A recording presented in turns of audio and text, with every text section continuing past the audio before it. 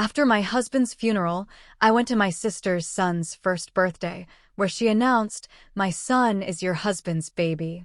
I deserve half of your $800,000 house as his inheritance." She even showed me his will. I just smiled and said, "Oh, I see," trying not to laugh, because my husband. Trigger warning: this story discusses themes of grief, betrayal, and family conflict, which some listeners may find distressing. 3 months after burying the love of my life, my own sister dropped a bomb so vile, so unbelievably cruel, it should have shattered me. Instead, I almost laughed right in her face. Because what she didn't know, it proved she was lying. And trust me, you are not ready for what happened next. My name is Bridget, and I'm 34. I never in a million years thought I'd be a widow at this age. Just a few short months ago, my incredible husband, Adam, was here. 11 years of marriage, snatched away by a sudden, merciless aneurysm. The grief was a physical weight, pressing down on me, making every breath an effort. So, you can imagine how I felt, dragging myself to my nephew Lucas's first birthday party, just days after Adam's funeral. My heart was a gaping wound, but family obligations, they pull at you, don't they? My mom kept saying, "Adam would want you to go, Bridget. Family comes first."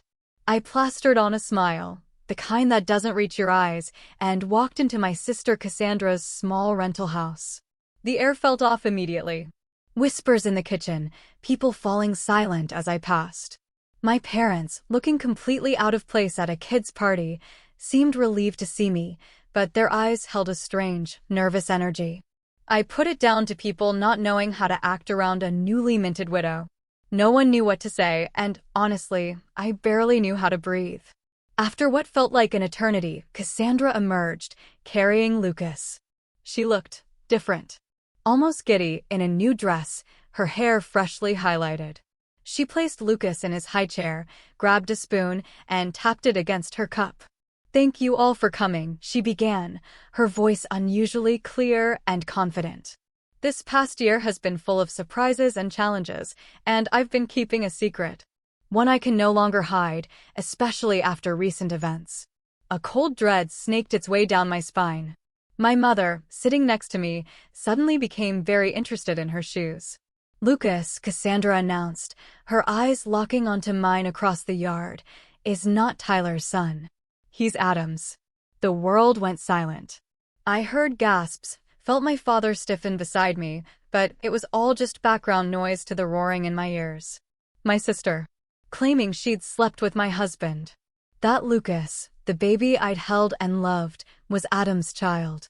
It was so utterly, profoundly absurd that a bubble of wild, inappropriate laughter started to rise in my chest. But she wasn't done. She pulled a folded document from her purse. Adam knew the truth. Before he died, he updated his will. She held up the paper, triumphant. He wanted his son to be provided for. "This will states that half of the house Adam and Bridget owned should go to Lucas as his biological child." Every single eye in that yard turned to me. Pity, morbid curiosity, discomfort. My parents looked utterly shell-shocked. And that inappropriate laughter? It was threatening to burst out because something in this was so outrageously, impossibly false, it was almost comical. I pressed my lips together, fighting it down. "Oh, I see," I said, my voice eerily calm, taking a sip of water to compose myself. "May I see this will, Cassandra?" Her confident expression flickered. She hadn't expected this. She slowly walked over and handed me the document. I scanned it.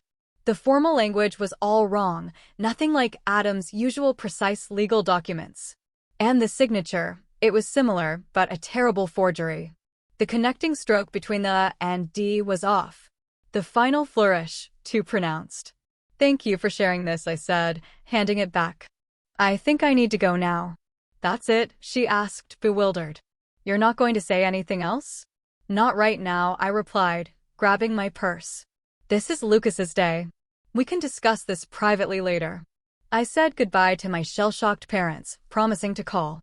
As I walked to my car, I could hear the murmurs, the party atmosphere completely shattered. Once safely inside, the laughter I'd been holding back finally erupted. It started as a small, choked sound, then grew until tears were streaming down my face. Not tears of joy, but a wild, overwhelming mix of grief, anger, and absolute, incredulous disbelief at my sister's audacity. Because what Cassandra didn't know, what Adam and I had never shared with anyone, it made her elaborate, cruel lie not just hurtful, but impossible. Adam and I had met 12 years ago at a charity auction. I was volunteering, admiring a watercolor of the Boston skyline. He outbid everyone, then walked right over and handed it to me. "I noticed you looking at this all night," he said, that smile that crinkled his blue eyes. "I think it belongs with you." That was Adam. Thoughtful, observant, generous to a fault. I fell hard and fast. He was a brilliant corporate attorney, but humble, the kind of man who remembered the names of waitstaff and genuinely cared about their lives. 8 months later, he proposed on the harbor, the actual skyline mirroring the painting that brought us together. Our Victorian home in Beacon Hill was a financial stretch, but we dreamed of children playing in the back garden. Those children never came. Years of trying, doctors, tests, procedures. For rounds of IVF that drained our savings and our spirits. I remember the last failed attempt, the quiet drive home. Adam reaching for my hand, neither of us speaking, because we both knew that was the end of that road. That night, on our porch swing, he said, "We can still have a beautiful life, you and me. That's enough." And he meant it. We rebuilt our dreams, pouring ourselves into travel, careers, renovating our house until it was the showcase I'd always imagined. Our life was full, just different. My younger sister, Cassandra, was always in the periphery of our happiness. She was beautiful, charming, but there was always this undercurrent of competition from her side. If I achieved something, she had to one-up me. When I dated Adam, she suddenly started dating law students. When we bought our house, she complained about her apartment for months, fishing for our parents to help her upgrade. It was exhausting.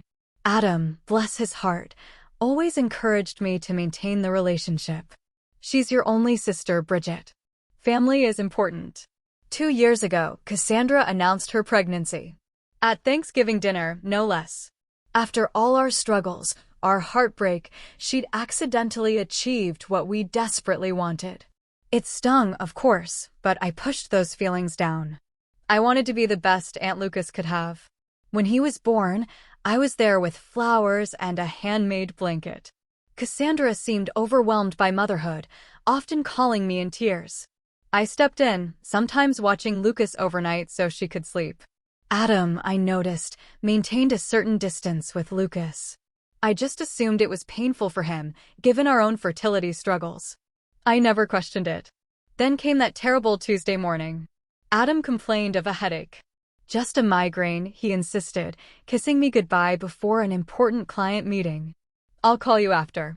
That call never came. The next call was from the hospital. He was gone. A brain aneurysm. 36 years old. The days blurred. Cassandra was strangely absent, sending texts about Lucas being sick. When she did appear at the funeral, she stayed briefly, keeping to herself. I was too numb to think much of it. Until that birthday party. The truth about Adam and Cassandra actually began 3 years ago, long before Lucas was even a thought. We'd invited her over for dinner to celebrate her new job. When I excused myself for a work call, I returned to a changed atmosphere. Adam looked uncomfortable, and Cassandra was sitting too close, her hand on his arm, laughing. I dismissed it at the time, chalking it up to wine and her naturally affectionate nature.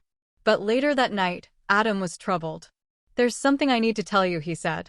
He explained that while I was on the phone, Cassandra had made a pass at him, with inappropriate comments about how lucky I was, and how he deserved someone who truly appreciated him. When he rebuffed her, she laughed it off as a joke. I was hurt, but not entirely surprised. Cassandra had always pushed boundaries. We decided to let it go, an isolated incident. It wasn't. Over the next few months, she found ways to touch him when I wasn't looking, sent flirtatious texts, and even showed up at his office uninvited, asking him to lunch. Each time, Adam gently but firmly maintained boundaries and told me immediately. After the office incident, we confronted my parents. It didn't go well. They suggested Adam was misinterpreting friendly gestures, that Cassandra just looked up to him. My mother even, with good intentions but terrible judgment, suggested Adam was flattered and exaggerating. That night, Adam and I made a decision. We would create distance without causing a family rift. We declined invitations, made sure we were never alone with her, and Adam blocked her number after a particularly suggestive late-night message. Then came the medical issue that changed everything. Adam had been experiencing pain for weeks. The diagnosis of varicocele, requiring surgery. During the procedure, the doctor recommended a vasectomy due to the extensive nature of the varicose veins and potential for recurrence. It was a difficult decision, given our past fertility struggles, but we agreed it was the right choice for Adam's health. The vasectomy was performed 2 years before Lucas was conceived. We kept this private. Even our parents didn't know. After years of invasive questions about our childless status, we had learned to protect our privacy. After the surgery, as Adam recovered, he made a prediction that seemed paranoid at the time. "Cassandra isn't done," he said, an ice pack discreetly positioned. "I have a feeling she might try something more drastic one day." I laughed it off, but Adam was serious. The next week, he scheduled an appointment with our family attorney, James Wilson. I went with him, listening as Adam detailed Cassandra's behavior and his recent medical procedure. James recommended documenting everything: the unwanted advances, the medical records confirming the vasectomy, text messages, emails. "You never know what might become relevant," James advised. "Better to have documentation and never need it than wish you had it later." We followed his advice, creating a detailed file. Adam also updated his will, properly through official channels, making sure everything would come to me. James kept copies of all documents, and we placed the originals in a safety deposit box. "Just in case," Adam had said, "though I plan to be around to deal with any of Cassandra's drama for at least another 50 years. The morning after Lucas's birthday party, I drove straight to the bank. The manager, who had known Adam and me for years, expressed condolences as he led me to the vault. In the small viewing room, I opened the box Adam had jokingly called our disaster preparation kit. Inside was exactly what I needed: Adam's legitimate will, notarized, leaving everything to me. Medical records detailing his vasectomy 2 years before Lucas's conception, making it biologically impossible for him to be the father. A journal Adam had kept, documenting every inappropriate interaction with Cassandra, including dates, times, and exact quotes. Printed copies of suggestive text messages she had sent him. A letter from our attorney confirming he had witnessed Adam's legitimate will. And at the bottom, a sealed envelope with my name in Adam's familiar handwriting. With trembling fingers, I opened it. "My dearest Bridget," it began. "If you are reading this, something has happened to me, and you have needed to access these documents. I hope it is many years from now when we are old and gray and Cassandra's antics are nothing but a distant memory we laugh about. But if not, if the worst has happened and she has tried to hurt you in my absence, please know that I tried to prepare for every possibility. Use these documents to protect yourself. I know how much you value family, how loyal you are to those you love. But you deserve to be protected from those who would take advantage of that beautiful heart of yours. I love you beyond words, beyond time. Whatever happens, know that. Adam." Tears streamed down my face. My practical, thoughtful husband had anticipated this. Not the specific scenario, perhaps, but the possibility that Cassandra might try to use his death to her advantage. His love, reaching out to protect me even after death. I carefully returned everything to the box, except what I needed: copies of the medical records, the legitimate will, and selected journal entries. Then I called James Wilson and scheduled an appointment for that afternoon. James, a man in his 60s who had been Adam's mentor and friend, greeted me with a hug and sympathy. "Adam was one of the good ones," he said. "He was," I agreed, my voice catching. "And it seems he was also right about preparing for the worst with my sister." I explained what had happened, showing him Cassandra's forged will. James examined it, his expression growing concerned. "This is amateurish," he concluded. The language is all wrong, the signature wouldn't stand up to expert analysis. But the fact that she created this at all is deeply troubling. I showed him the documents from this safety deposit box. He reviewed them, his eyes widening as he read the medical records. Adam was nothing if not thorough, he said. These medical records alone disprove her claim about Lucas's paternity. The vasectomy was performed 2 years before the child was conceived. It is biologically impossible. What should I do? I asked. I don't want to humiliate her publicly, but I can't let her take half of our home based on a lie. James leaned back. First, we need more information. I recommend hiring a private investigator. There's likely a motivation beyond simple cruelty here. People rarely attempt fraud of this nature without severe financial pressure. He recommended Frank Delaney, a no-nonsense former detective. 3 days later, Frank called for a meeting at James's office. Mrs. Preston, Frank began, his Boston accent thick, I have uncovered some concerning information about your sister. Cassandra, he explained, was in dire financial straits.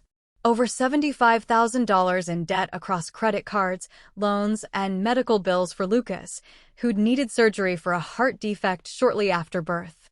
Her credit score was abysmal. She was also facing eviction, with a notice filed last week. She had until the end of the month to pay 4 months of back rent or vacate. As for Tyler, Lucas's actual father, he had abandoned Cassandra and Lucas shortly after the birth, moving to Seattle with a new girlfriend. He was paying minimal child support, barely $200 a month, and irregularly at that. I also found these, Frank said, producing printouts of text messages. Cassandra had been telling friends about her plans to claim part of my house for weeks. The messages between her and a friend named Jenna were damning. Adam's death is terrible, but maybe it's finally my chance to get what I deserve. That house is worth at least $800,000 now. If I play this right, I'll have a nice nest egg for Lucas and me.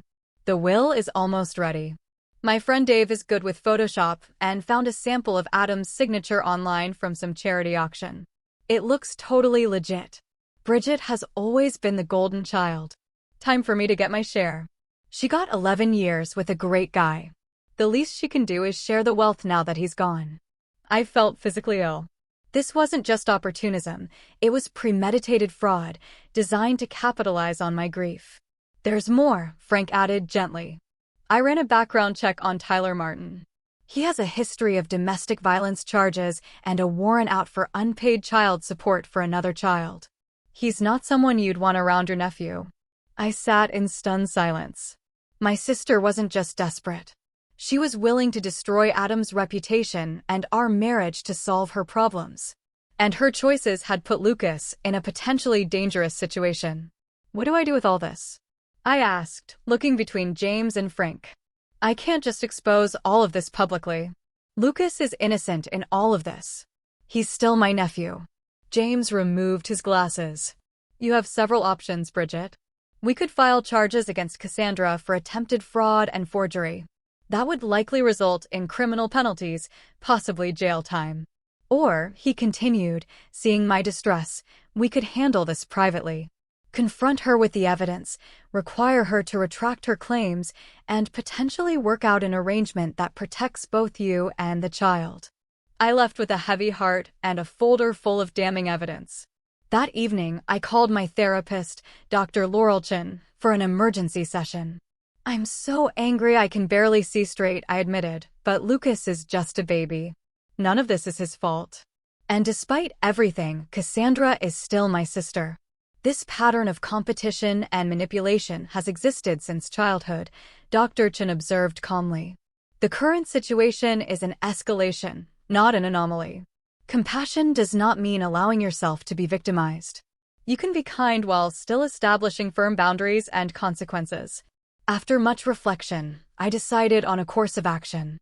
I would confront Cassandra privately, offering her a choice, face potential legal consequences for her fraud, or accept a compromise that would provide for Lucas while requiring accountability from her. With renewed determination, I called Cassandra the next morning. We need to talk about the will, I said. Can you come to my house tomorrow afternoon? I knew you'd come around, she replied, a smug satisfaction in her voice. I'll be there at 2. I spent the morning preparing, arranging documents, and setting up recording devices on James's advice. Massachusetts is a two-party consent state, he'd warned. You can't record her secretly, but you can ask for her permission. At precisely 2 o'clock, the doorbell rang. I took a deep breath, steadied myself, and opened the door. Cassandra stood there, looking polished, her confidence evident. Come in, I said, leading her to the living room, where 2 chairs faced each other, a coffee table between them holding a recorder, water glasses, and my folder of documents. I hope you don't mind if we record our conversation. It seems prudent given the legal nature of what we're discussing. Cassandra hesitated only briefly. Sure, whatever makes you comfortable, though I think this can be pretty straightforward. The will is clear.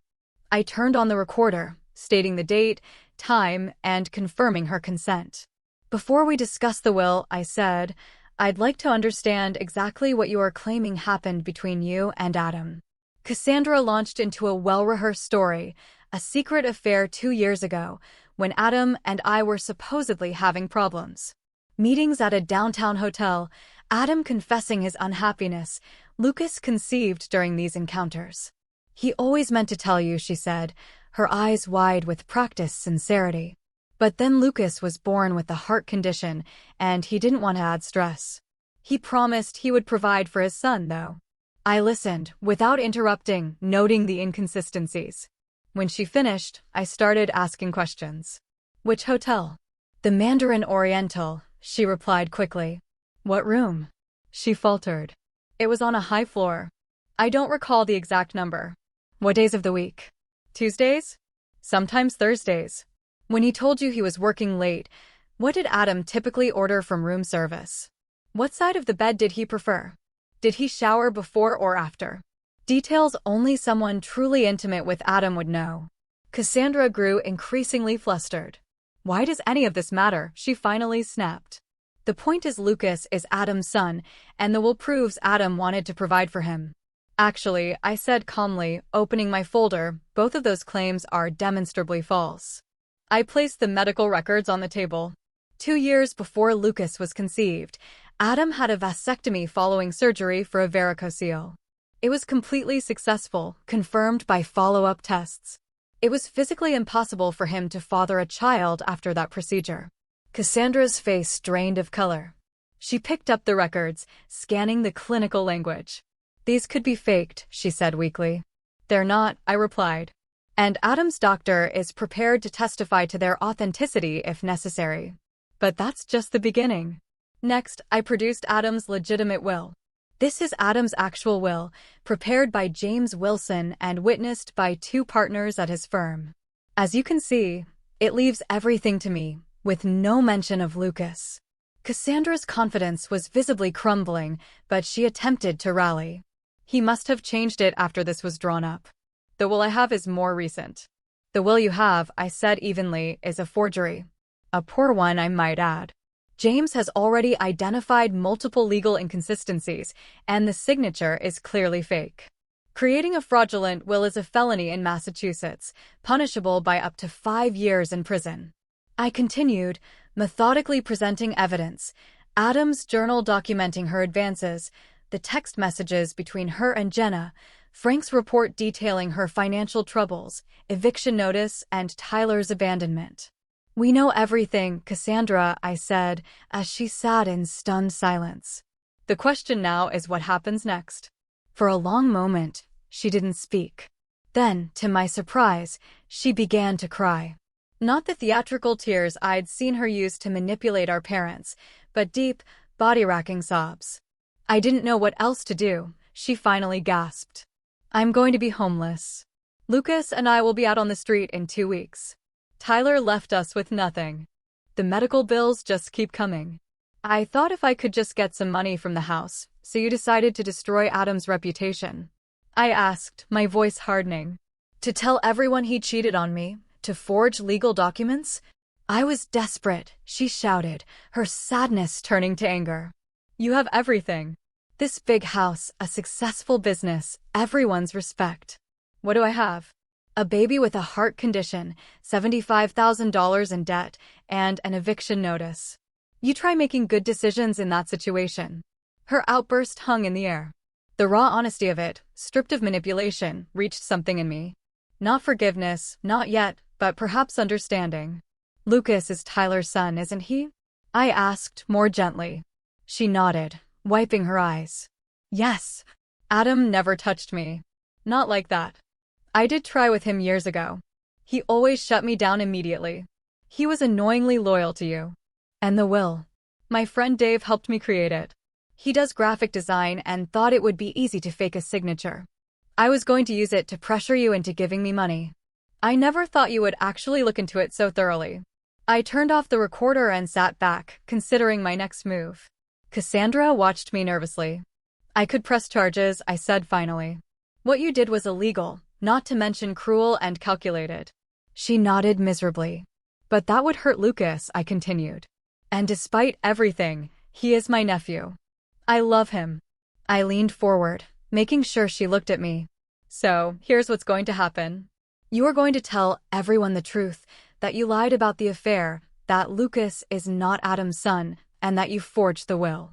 You will apologize publicly to me and to Adam's memory. And then what? She asked, her voice small.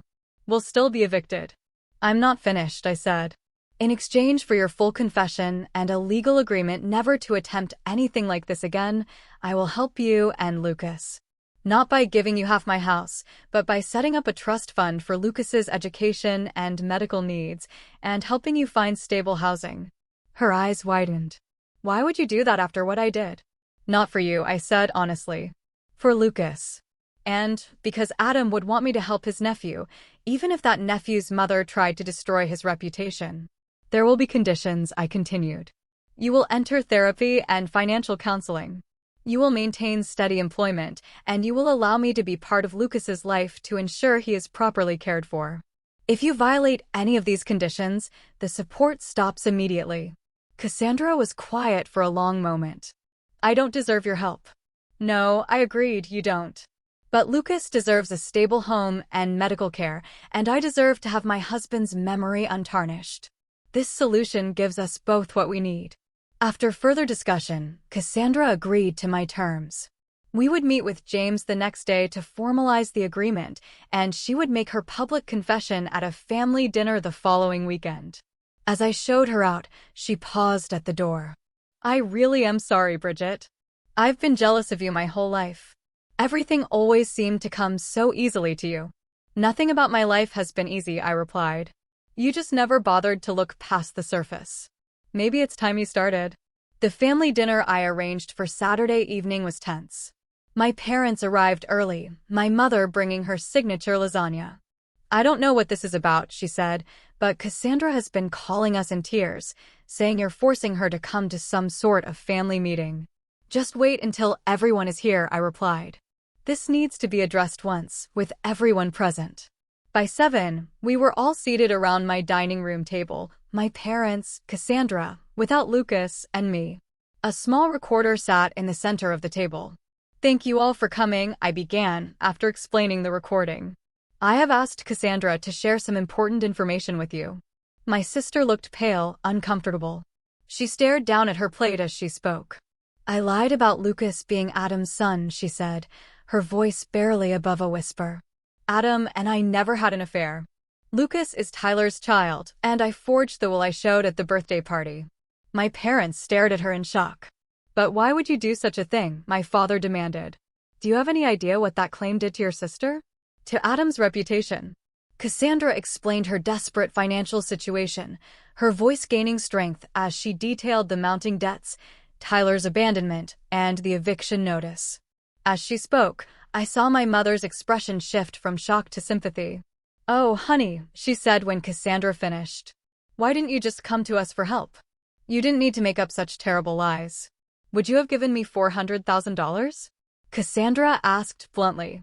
Because that's what I would have gotten if my plan had worked. Half the value of Bridget's house. Of course we couldn't give you that kind of money, my father said. But we could have helped with the rent, at least temporarily. Instead, you chose to try to defraud your own sister while she was grieving her husband. I know it was wrong, Cassandra admitted. Bridget has already made that abundantly clear. She has the evidence to press charges against me if she wanted to. My mother turned to me in alarm. You wouldn't do that to your own sister, would you, Bridget? I felt a flash of frustration at her immediate defense of Cassandra.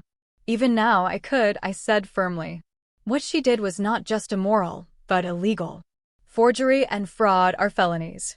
But she's family, my mother insisted. And she has Lucas to think about. I am family too, I replied, my voice rising slightly. Your daughter, the one who just lost her husband and then had to defend his memory against false accusations of infidelity. Where was your concern for me in all this? My father looked uncomfortable. Of course, we care about you, Bridget, but Cassandra has always needed more help, more guidance. And whose fault is that? I asked. You have been bailing her out of her poor decisions her entire life. Maybe if you had let her face consequences occasionally, she wouldn't have escalated to criminal behavior. My mother gasped. That is hardly fair, Bridget. Cassandra surprisingly shook her head. No, Mom, you haven't. Bridget is right. You always made excuses for me. Always found ways to fix my mistakes. It didn't help me. It just made me think I could do whatever I wanted without consequences. My parents looked stunned. For perhaps the first time, Cassandra was taking responsibility. So, what happens now? My father asked. Is Cassandra going to jail? No, I said. I have decided not to press charges under certain conditions. I outlined the agreement, the trust fund for Lucas, the therapy and financial counseling, the stable employment requirement. That's very generous, my father said, relieved. It's more than generous, Cassandra agreed quietly. It's more than I deserve. My mother brightened. This is all working out for the best. Cassandra has apologized. Bridget is helping with Lucas, and we can put this ugly business behind us. It's not that simple, Mom, I said firmly. Trust has been broken here. The healing will take time if it happens at all. And there need to be boundaries going forward. What kind of boundaries? She asked, worried. For one thing, I need you both to stop enabling Cassandra's behavior. No more bailouts, no more excuses. She needs to stand on her own feet with appropriate support that doesn't perpetuate dependency. My father nodded slowly. That seems reasonable. And I need you to respect that my relationship with Cassandra will be different now. I am involved in Lucas's life because I love him and want the best for him. But Cassandra and I will not be close the way we once were. At least not for a long time. My mother looked distressed. But we are family. We need to stick together, especially now. Being family doesn't mean tolerating abuse, Mom, I said gently. What Cassandra did was abusive. She tried to use my grief to manipulate me, to take advantage of me at my most vulnerable. That has consequences, even within a family. The rest of dinner was subdued. When my parents left, my father hugged me tightly. I'm proud of you, Bridget. Adam would be too. My mother hugged me as well, but her eyes were sad, already mourning the idealized family dynamic she had always pretended we had. Cassandra was the last to leave. At the door, she hesitated. I really am sorry, she said again. Not just for the will and the lies, but for everything. For the years of competition and jealousy, for not being the sister you deserved. I know, I replied. And I hope the therapy helps you understand why you made these choices. Lucas deserves a mother who is emotionally healthy and honest. Do you think you'll ever forgive me? I considered the question carefully. I don't know, I answered truthfully. But I'm willing to see where this new path takes us. For Lucas's sake, and maybe someday for ours too. 1 year after Adam's death, I stood in our garden, watching the spring bulbs he'd planted push through the soil. The daffodils were blooming, a riot of yellow against the green lawn. A bittersweet ache. He'd put them in the ground hoping to see them bloom. So much had changed. The trust fund for Lucas was established, helping with his ongoing medical needs. He was a cheerful, curious toddler. Cassandra had surprised everyone by truly embracing the conditions. 6 months of therapy had helped her recognize patterns stemming from childhood, the constant need to compete, the self-sabotage. She found steady employment as an office manager. Our relationship remained formal but cordial. I saw Lucas regularly, taking him to the park or children's museum. My parents had struggled with the new boundaries, but had adjusted, learning to support Cassandra without enabling her.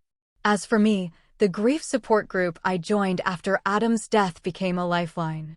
Strangers, bound by loss, became friends. I established the Adam Preston Foundation for Legal Education, providing scholarships to students from underprivileged backgrounds. It gave me purpose, seeing Adam's legacy continuing in young, idealistic lawyers. Old friends stepped up. Adam's partners checked in regularly. My college roommate flew in monthly. And then there was Michael. I met him at a fundraiser for the foundation 6 months after Adam died. A professor of ethics, thoughtful and kind, with a quiet sense of humor that reminded me of Adam in some ways. We started as friends, sharing coffee, then dinners. It was different than what I had with Adam, as it should be. Michael understood that Adam would always be part of my life, that loving again didn't mean replacing what came before. We were taking things slowly, both of us cautious, but hopeful. Standing in the garden that spring morning, I reflected on everything Adam had taught me, even after he was gone. His foresight in preparing those documents had protected me when I was at my most vulnerable.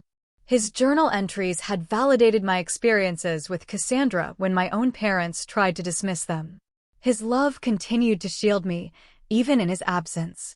I had learned difficult lessons, that family relationships need clear boundaries to remain healthy, that documentation is not just a legal precaution, but sometimes an emotional necessity.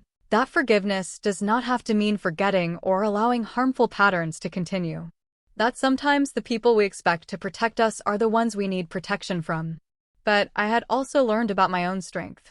I had faced Cassandra's betrayal, navigated legal complexities, and made difficult decisions, all while processing the devastating loss of my husband. I found a way to honor Adam's memory while beginning to build a new life for myself. The daffodils swayed in the spring breeze, resilient after the long winter. Grief is like that too. Not a straight line, but a series of seasons, each bringing its own challenges and unexpected beauties. You couldn't have known what would happen after you were gone, I said softly to the garden Adam had loved.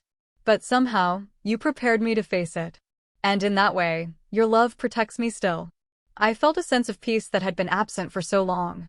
Not because the grief was gone, it never would be completely, but because I had found a way to carry it alongside hope for the future. Adam had given me that gift, teaching me that love endures even when the person is gone, and that preparation and honesty are acts of profound caring. If there is one thing I would share with anyone facing betrayal within their family, it is this: protect yourself with both documentation and boundaries. The people who truly love you will respect those boundaries, and the ones who don't, well, they were never safe for you to begin with. Have you ever had to establish difficult boundaries with family members? I'd really love to hear your experiences in the comments below. Thanks for watching. Take care.